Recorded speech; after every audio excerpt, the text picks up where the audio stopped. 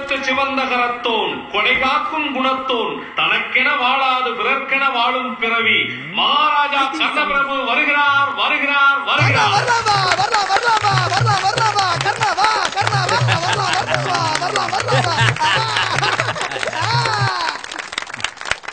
உச்சிமலை பருவதம் போல் புஜங்கள் மின்ன அணிந்ததோர் மணிமுகிடும் கிரிபோல் ஓங்க ஈரேழு லோகத்தையும் காத்தருளும் பெருமாளே இந்த ஏழையிடம் யாது வேண்டி. கர்ணா, நீ விஷயமே கேள்விப்படவில்லையா?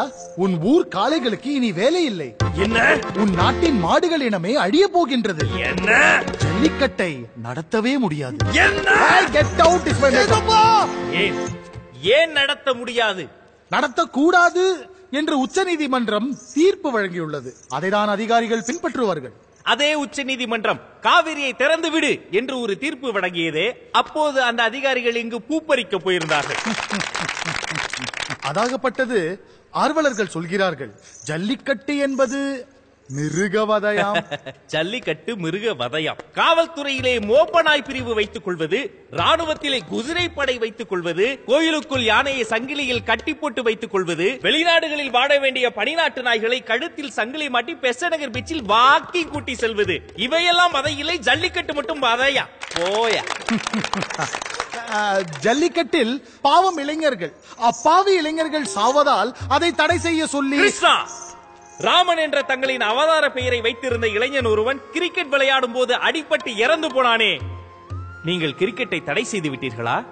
செனா என்ற கார்பந்தய வீரன் காரேசிலே செத்து போனானே, கார்பந்தயங்களை தடை செய்து விட்டீர்களா?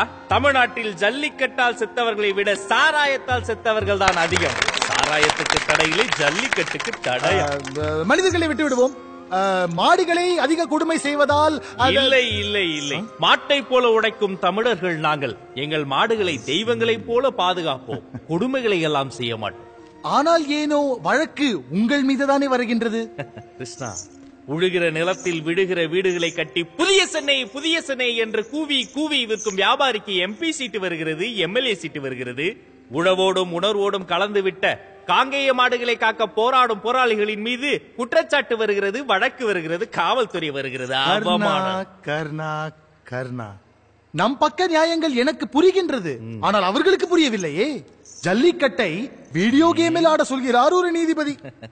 இந்த நாட்டில்தான் குழந்தைகள் எல்லோரும் நீதிபதியை போல பேசுவார்கள். சில நீதிபதிகள் குழந்தையை போல பேசுவார்கள். எனக்கு 2000 ரூபாய் நோட்டுக்கு சில்லறை தேவைப்பட்டதால் நான் அதை மாற்றிக் கொண்டேன்.